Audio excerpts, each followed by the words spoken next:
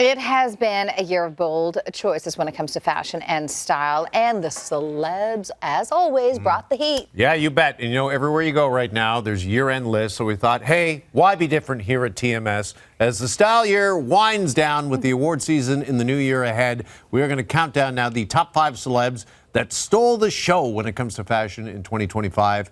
With none other than our good friend, style expert Susie Wall, who's back with us. Susie, we're going to start with the modern-day movie star celeb. That's our first category. Oh, wow. Yeah. And this one, you know, these categories are based on real mavericks to me because there were so many to choose from. But this leading man for me was easy. Jacob Elordi. If you haven't heard his name yet, you will be as we move into next year. He's got Margot Robbie as his co-star in the sort of embattled Wuthering Heights. He is nominated for Del Toro's Frankenstein. He came into my world style-wise in 2023 with Saltburn. He has always made these incredible choices. He's not trying to be a heartthrob. He's not following any algorithms. He's not trying to win the crown, and then he ends up doing it because he doesn't care. He is really kind of this mix of modern elegance and leading man meets kind of old-school European Hollywood. There are some scenes from his new movie. It'll be interesting to see on January 11th if he takes home his best actor nod. This guy's 28 years old. He's 6'5". Carol and Jeff, you and I, we all know that movie stars aren't always as tall as you think they are.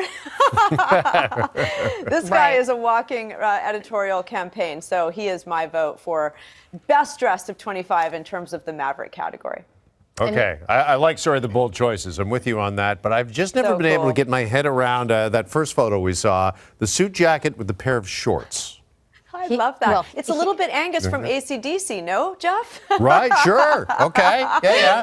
That schoolboy look. I love the white socks. Yeah, no, when my girls were helping me choose the photos, they're like, Mom, you need this one. So we are on point, trust me. Well, I might have to try that here on the show sometime in 2026. Please. I don't think it'll be in the next month or two, but maybe closer to spring. Okay, I'm there. But Jacob Elordi, I feel like can pull off anything. So Me not so much? Is that what you're trying to say? Okay. Give it a try. Let's see. Let's see. Okay, right. we can give it a try. Okay, sure. We can give it a try. It's not for everybody. Might be a day where we're more behind the desk. That's Sure. okay. Okay, this next category is for best suiting. Who did you give this to?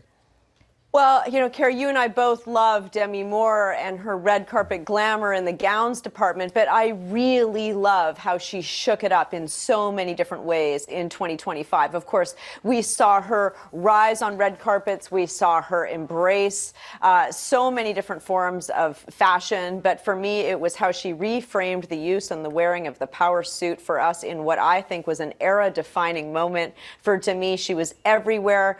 And I love the looks on especially the far left and the far right. She kind of was this year's fashion canon for me. She's sleek, she wears everybody from Tom Brown to Nina Ricci, but for me it was truly just a thrill to watch her shake up the power suit for arrivals and on red carpets. And of course, you know, it was so ironic too. She starred in this film, The Substance. She took a SAG award away for it. Of course, it looking at, it's sort of a dark satire examining our unrealistic standards in the beauty department in this society and world. So it was a huge year for Demi, and I can't wait to see what she brings us in 2026.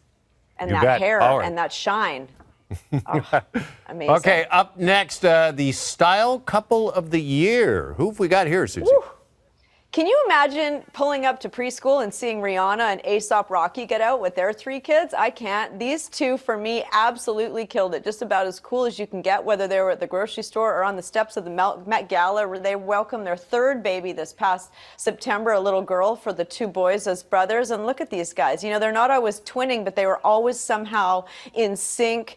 To me, they were just shocking. They were not trying to fashion flex, but their dress code for me always kind of really crushed boundaries, and they're sort of gender fluid. They just really had that sort of undercurrent of punk. Coolest parents on the block. I absolutely love these two, both as individuals and as a style couple on the carpet. So exciting.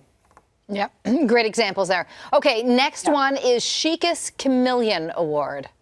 Oh, Pamela Anderson, how can we not? I know you guys are both going to be with me on this. It was so thrilling to watch her walk the carpets, to come into her own. There she is, of course, I loved Cooking with Love on the Flavor Network. She was so charming. You know, she's my neighbor just up the road on Vancouver Island. She always looked so amazing in that. Country girl. We saw her with her no makeup trend. She hasn't stuck to that wholeheartedly. She was sort of on it, then she comes on and off it. She doesn't really care because she has said very openly she self-styled herself this past year a lot, and for that it was a journey of self-discovery. We saw her in Dior. I never thought I'd see Pam Anderson wearing the row. She shook up her hairstyles. She took brave fashion chances, most recently far right in that sort of shagged strawberry blonde haircut, really just pushing the envelope, and has cemented herself. We all love a second act, right? Never too late. So go Pamela Anderson. Absolutely. Yeah. And perhaps, and maybe one of the most shocking moments on TMS all year long. Do you remember I gave my 1 gold star to Pamela Anderson? Oh, yes. You Right gave at the- every Early on award in to the Pam season. Anderson, Jeff. I was okay, true, but I was ahead of the curve there. Just a bit of a You humble were. flex. Get ready. He Yeah. may do it again for 2026. Right, yeah. I know. Okay, Oh, I finally, know. we got to go with Best in Costume, and that goes to... Teyana Taylor, how exciting has she been to watch? Let's go to our boards and have a look at how she has been this amazing mix of kind of street and a little bit of punk and high glamour and deep respect for the concept of costuming. There she is far left in green Marc Jacobs with those giant platforms in the middle at the Met Gala. That was the most striking, truly a costume. She's nominated for Best Supporting Actress in one battle after another, of course. So what I love about her, like I said, mix of street, luxury. Here is this defining role for her. We are going to see her on red carpets all this year and promoting this movie and beyond. And I am so excited to see what she brings next, because she's always just kind of full glamour, whatever it is, whether it is street or red carpet. She just brings it. So deep respect for Teyana Taylor. I'm excited for her. January 11th, Golden Globes. Another year of fashion in the books. Thanks, Susie. Mwah. Bye, guys. Thanks.